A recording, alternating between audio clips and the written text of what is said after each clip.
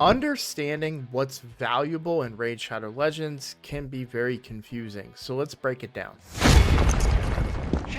Hello everybody, I'm Roadblock. This is a Raid Shadow Legends video. I feel like I've made versions of this in the past, but I just had an idea for a video really talking about value in Raid Shadow Legends because it's not a static thing, right? Value of items changes dramatically throughout the course of the game. If you're in the early game, if you're in the mid game, when you're in the late game, if you're free to play, your value is going to change, right? But you still need to kind of understand that value and realize what is important to your account. So I wanted to kind of take a moment to break that down a little bit. There's a lot of different areas in the game where we can talk about value. We can start right at the top. So this is going to be value of resources, not dollar amounts, not anything like that. We may touch on that loosely, but mostly I'm talking about value in the terms of resources, right? So energy is a resource that is very valuable to you because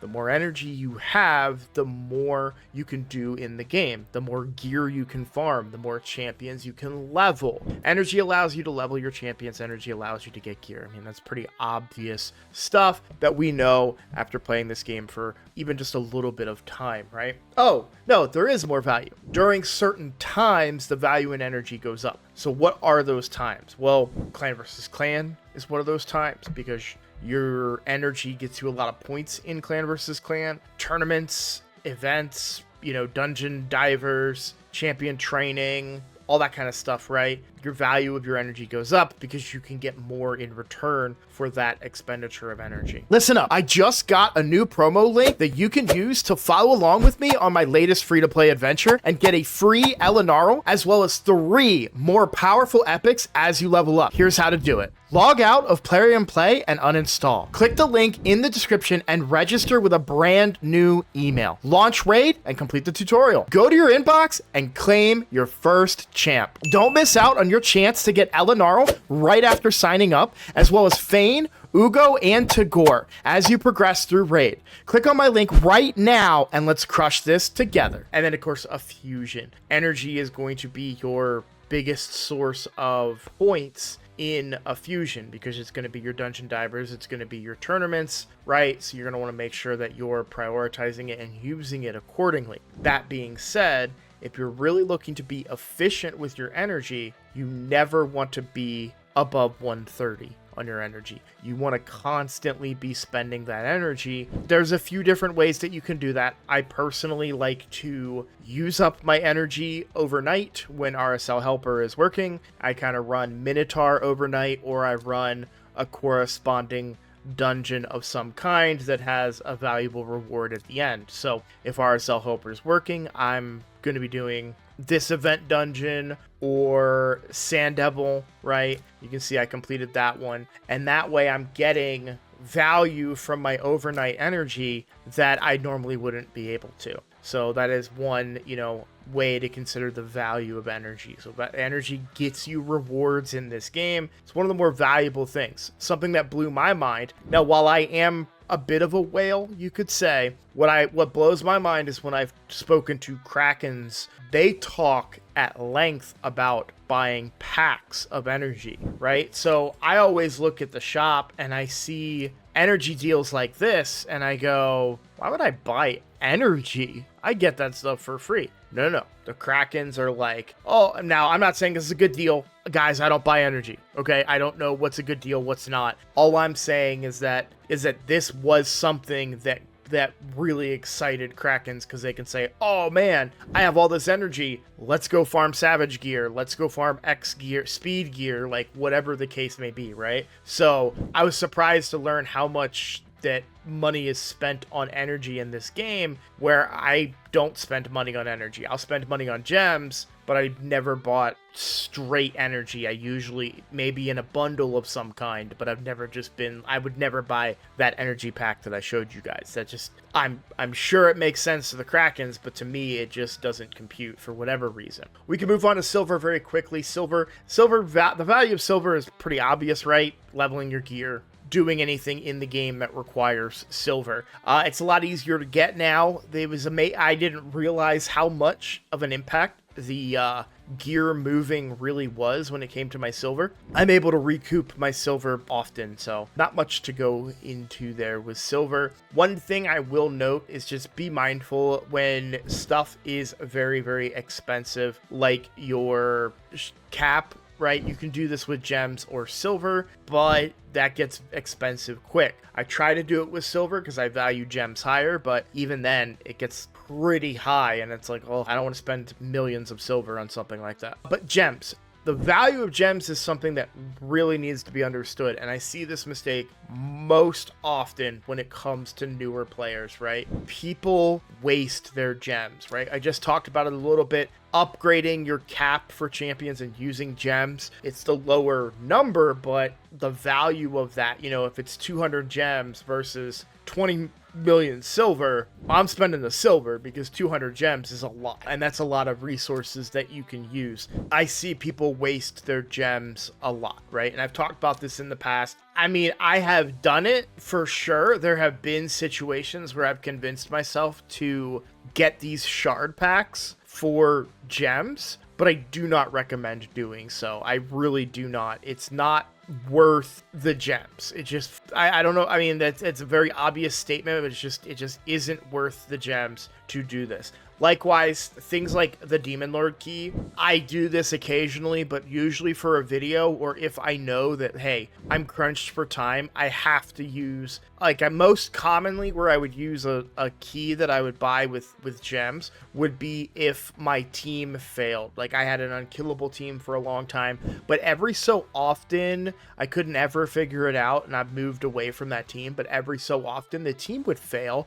and it would end early, and I could just run another key, and that would get me my desired total points. But that is very rare that I would ever, you know, spend 100 gems to do that. But, and above all else, do not ever take these deals. 1,400 gems for 4 million silver. Do you know how much silver you can farm if you converted 1,400 gems into energy? It's way more than 4 million silver. So do not take these deals. This is awful value for the game. Same with the potion packs. And now we're going to get into the heart of the video, because we're going to talk about these refills here. Tag refills, live arena refills, classic arena refills. This is where the value really changes based on you, right? What do you value? I don't value PvP very heavily. I do it as a part of a daily quest, but I am not eager to perform. I am not like excited and pushing the envelope when it comes to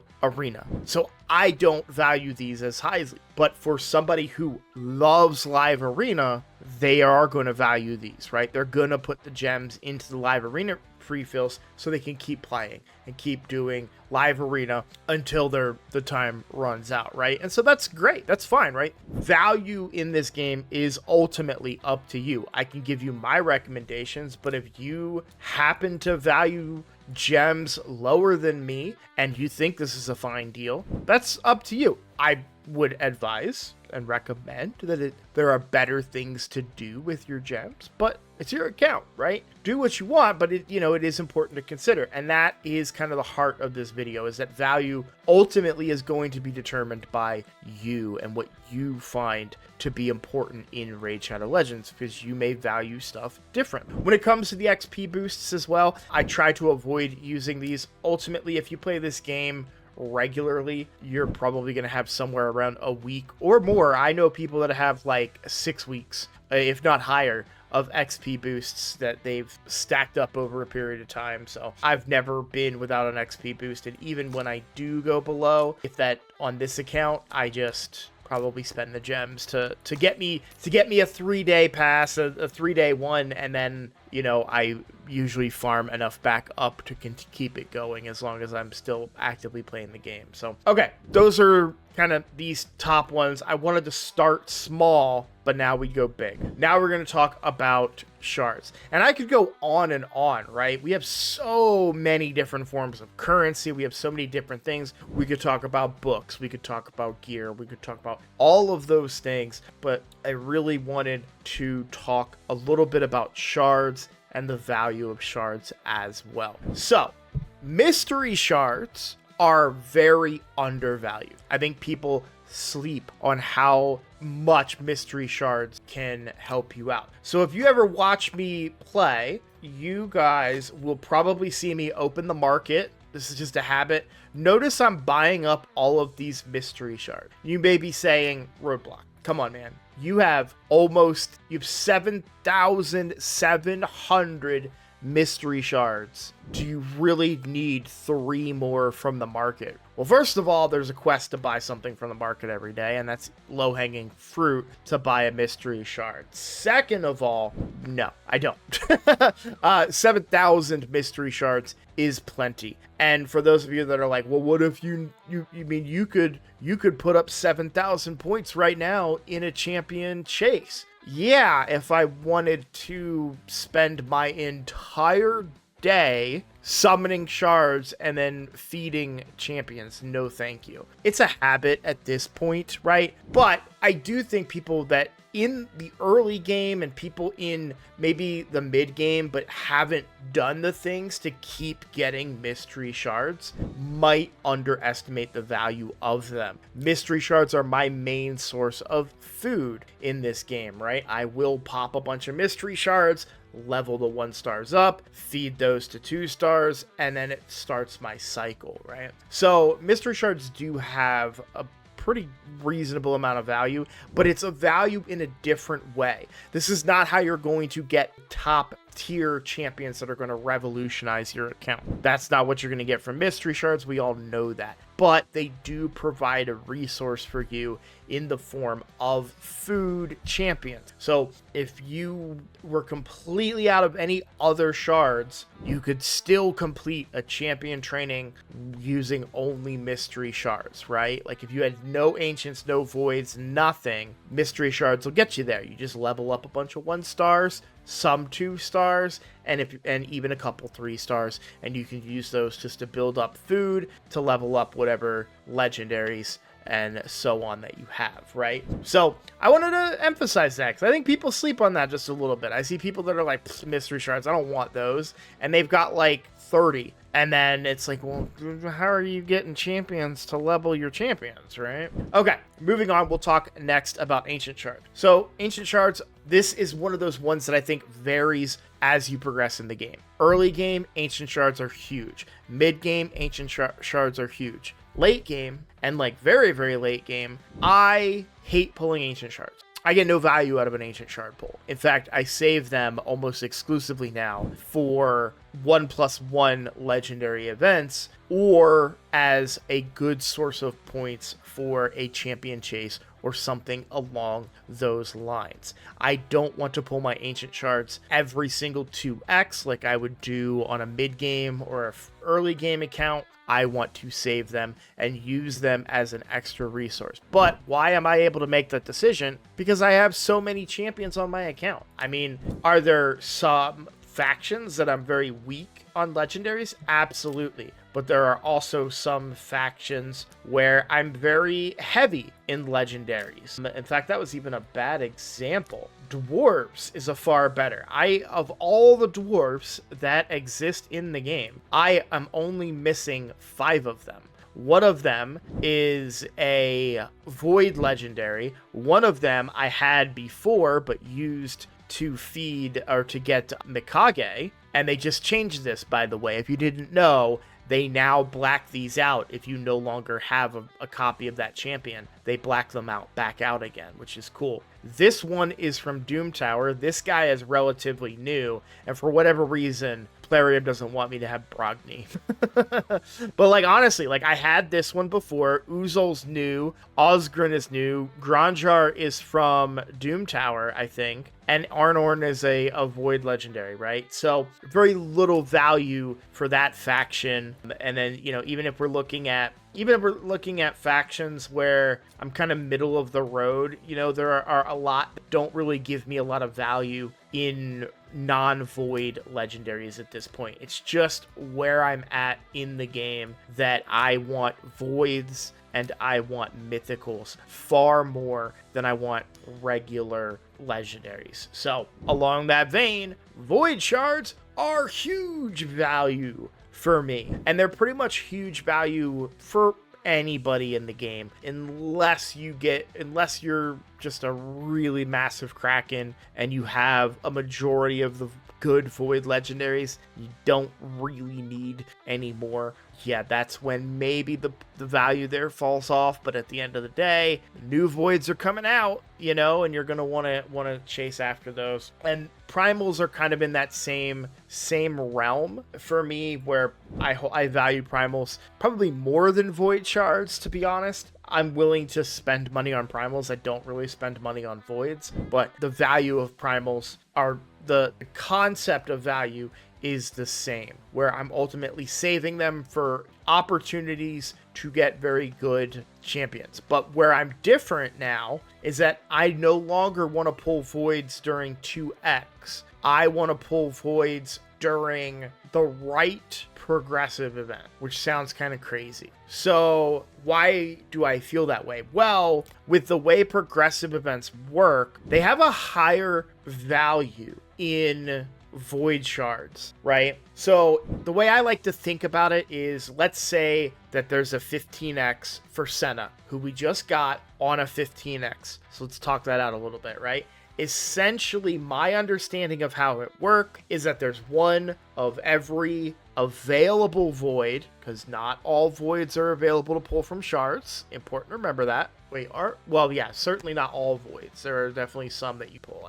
Either way, it doesn't matter. That's not what we're talking. So there's a pool of void legendaries, and then if there's a 15x per Senna, there are 15 Sennas, right? And so that's how I like to think of it, right? Think of it like a lottery or a bingo, right? There are 15 other balls kind of floating around in there, and one of them pops up, and so there's a greater chance that it's going to be Senna. But what matters is the size of that pool too. So with voids, that pool is a lot smaller than with regular legendaries from ancient shards and sacred shards. That pool is massive because the number of heroes in this game is massive. Therefore, I like using void shards during 15x's because I have that increased chance in getting that champion, which is what kind of prompted this video today, because we are in a point where one of my most wanted is going to be a 15x. My Mercy, however, because we just pulled Senna, is a big old 0. So I'm not going to chase after that. But if I am near my Mercy, meaning if I am close or within, like, let's say I'm at like 150 shards and I have like 70 void shards, and there's a 15x for a champion I really, really want, like Senna was, I will pull my shards in those instances because I have such good odds of getting that champion versus if 15x for something like a Brogni, right? We were just talking about him. Maybe I really want him. I don't really want him that badly, but let's say that I did, I wouldn't chase during a 15x because the chances are so small. It's a drop in a massive bucket versus a bigger drop in a tinier bucket when it comes to void shards. So that is something that to consider. Well, so with primal shards, they don't do 15x's or anything for mythical champions, of course, which makes perfect sense. But with primal shards, 2x only for me. That's where I'm at. I only pull primal shards during 2x because I want to get my mythicals, right? And so 2x mythicals, by the way, I only pull them during 2x mythicals, which even in of itself aren't great odds. The only time I've ever pulled primal shards outside of a 2x have been on live streams when somebody basically said, hey, if you pull a mythical, I'll donate a huge amount. And I pulled a mythical, and it was really funny and cool. So that's how I got Commodus. So I got Commodus and a big donation on my stream. It was really, really cool. So, all right, last but not least, we have Sacred Shards. I'm going to make this quick because I'm running out of time. Sorry for the long video, guys. But Sacred Shards, for me, fall actually very similar in line to Ancient Shards because I'm in the late game. In the early game, huge, best resource you could possibly have, gets you your epics, which you really want in the early game, has a chance, a greater chance than anything else, to get you your legendaries, and they are a massive resource for going for fusions and other events and such. You've seen me blow through quite a few Sacred Shards recently, and what were the results of that, right? I didn't necessarily get good champions from the Sacred Shards, but I got good champions from the accompanying fusions. I got mythical crafting pieces for the relics, and I got a mythical relic. By the way, quick tidbit, off camera, I also got Zibia's Servitude. I should have done it on camera, but I was just like, man, I'll pull these real quick, thinking it wasn't going to turn into anything, and it was, in fact, a mythical. So now I have 2 mythical relics, and I don't know what to do with Zibia's Servitude, by the way. So feel free to let me know in the comments what you guys think about that one. But yeah, that's where I'm at. Like, Sacred Shards at this point, from my account, just like Ancient Shards, are there to get points in events. That is all that I look at Sacred Shards now. I don't pull them during 2x's. By the way, I don't even like pulling them during 1+1 legendary events because of the way that Mercy works with your Sacred Shards. So it goes up at a much smaller rate. It goes, so for once you hit 200 Ancients, it's going up by 5% each time. That adds up very quickly. So it's like 220 something to get your guaranteed from Ancients. But for Sacreds, each one only goes up by 2%. So it's a far higher number of Sacreds. Well, let me rephrase that just a little bit to make it a little more understandable. You're going to hit very high amounts of Sacreds that you probably wouldn't want to hit if you were to go deep into your Mercy. So, you could be I don't want to do the math on it, so I'm not going to, but yeah, it will take some time before you're getting those above 50% chances. Very quickly here with your Ancients, even just a couple of shards after 200, you can be, at that 50% or, mark. So, okay, well, I am struggling to keep my eyes open at this point in time. It has been a long day for me and a long video, so we're going to end it here. Thank you guys so much for watching. If you're new here, please consider subscribing, and I look forward to seeing all of you in the next video. Take care.